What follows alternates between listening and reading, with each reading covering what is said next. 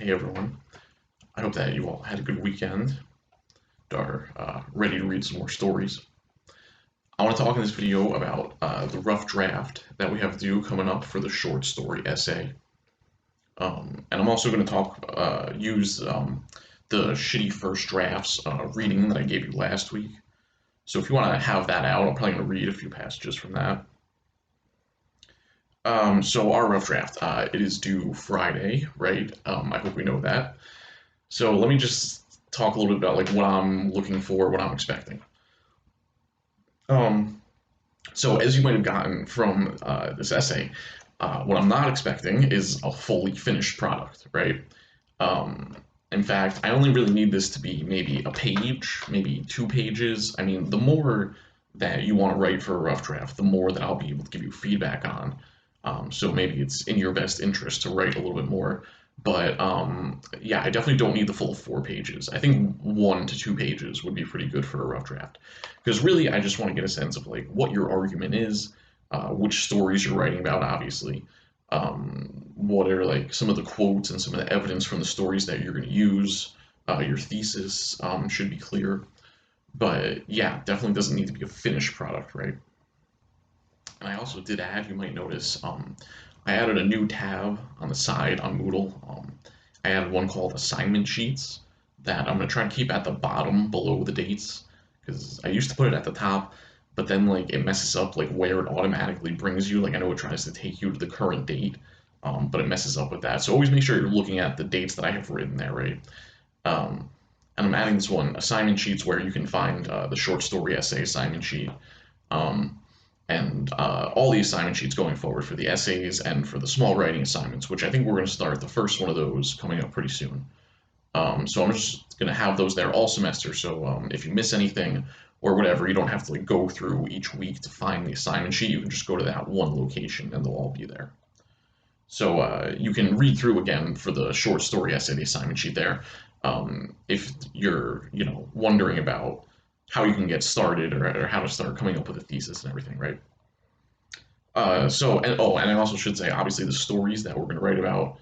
I think I've said this before, but we've done now Araby, Evelyn, Dreams, and The Stranger. I'm going to have videos for you about those this week. And then the last one is Mrs. Dalloway in Bond Street by Virginia Woolf that I have on the Moodle to read for this week and that we're going to have a discussion about.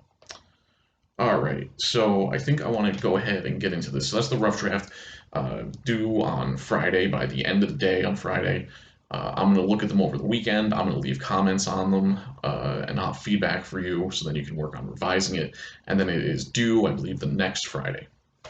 So yeah. All right, so I want to start talking about this She First Drafts essay. So maybe first I should just say something about how I think rough drafts are usually taught, and again how I think a lot of English classes do a bad job with this stuff.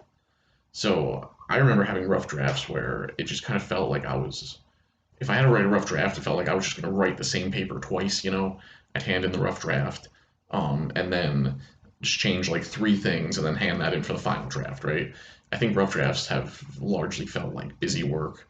I definitely didn't like doing them. I didn't feel like I got a lot out of them in high school and stuff. So I think we need to kind of change what we think the point of them is. So the way that I would want to suggest, and I think going along with shitty first drafts, is that the rough draft should not be perfect. It's not supposed to be perfect, right? That it should be a work in progress that you can then get some feedback on and you can edit it and revise it. So I'm not going to be looking for grammar and things like this. I mean, if I notice a grammar thing, maybe I'll point it out. But I'm not going to be grading it on things like that. I am going to grade these on completion. So as long as you hand it in on time and have put in some effort and everything, and that you're writing about this assignment, you should be able to get full credit for that.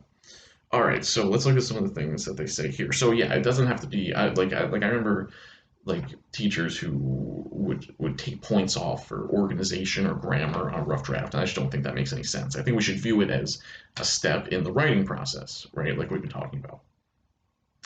All right, so I just want to read this first part where Anne Lamott, the author of this essay, kind of talks about like the myth that we have about like what writing is like for people who are good at it.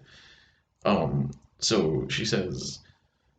People tend to look at successful writers who are getting their books published and maybe even doing well financially and think that they sit down at their desks every morning feeling like $1 million, feeling great about who they are and how much talent they have and what a great story they have to tell. That they take in a few deep breaths, push back their sleeves, roll their necks a few times to get all the crooks out, and dive in typing fully formed passages as fast as a court reporter. But this is just the fantasy of the uninitiated. So she ends it by saying, this is just a fantasy, right? And I think this is true. I've had so many students who, just think that they're bad writers or think that they suck at writing. And I think part of the reason they think this is because when they try to write, it can be very like painful or difficult, and it doesn't like come very easily. People get writer's block and stuff like that, and they think that that means that they're bad writers.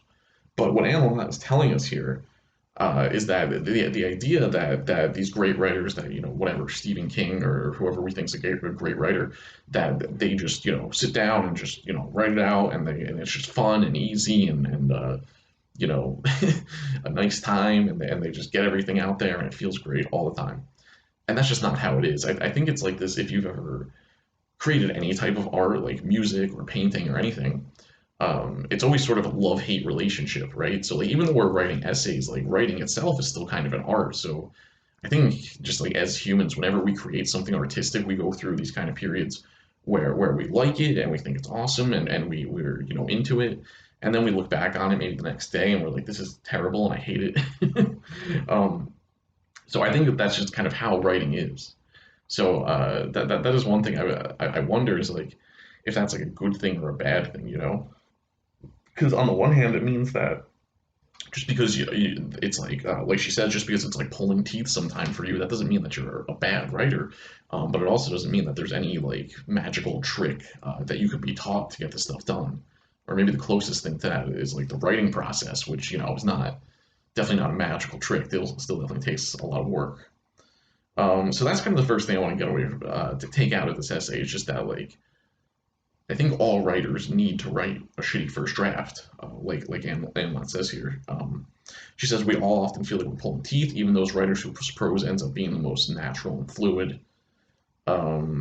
She says on the second column of the first page, the first draft is the child's draft, where you let it pour out and then let it romp all over the place.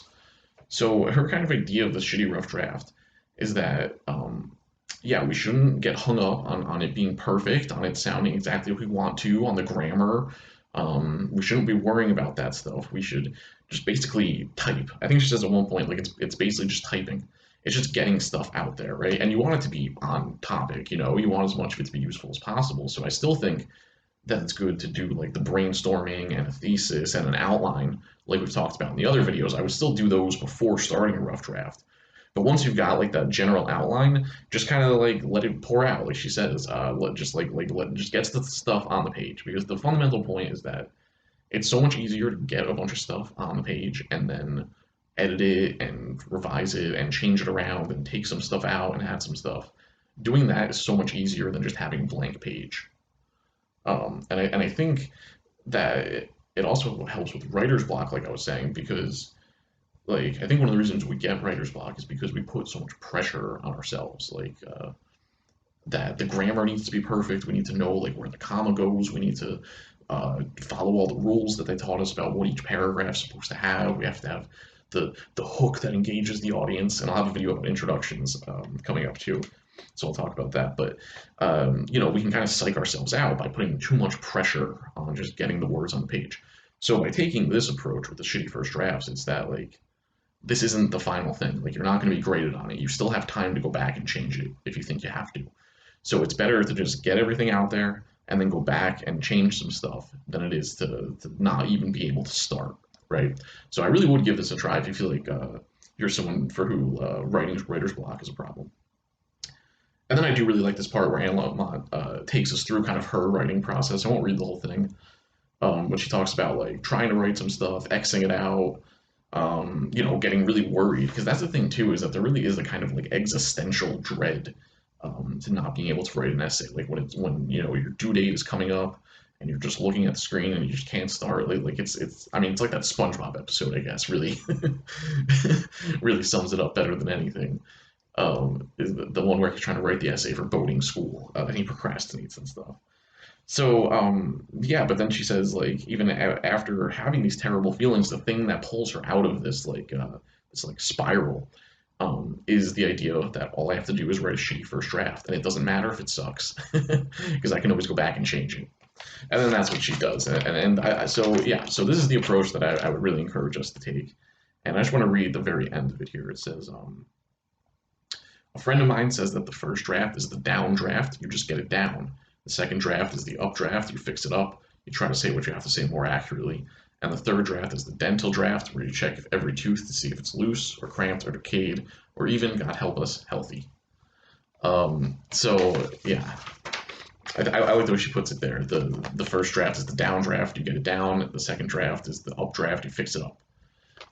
So I hope that with this kind of new perspective, we can view the rough draft as something that will help us get a better final product, right? That'll help us have a better finished essay, and that will help us get a better grade ultimately, yes, but also will allow us to produce better writing. So yeah, like I said, this only needs to be a couple of pages when you hand it in, and you can take this approach, you know, like if you have like an idea for a paragraph and you start writing it, but then you can't finish it, that's fine. You can have that in there, you know, and like if you want, you can, if you feel like you need to, you can tell me like, oh, this one's not done yet, I'll change it. That's totally fine.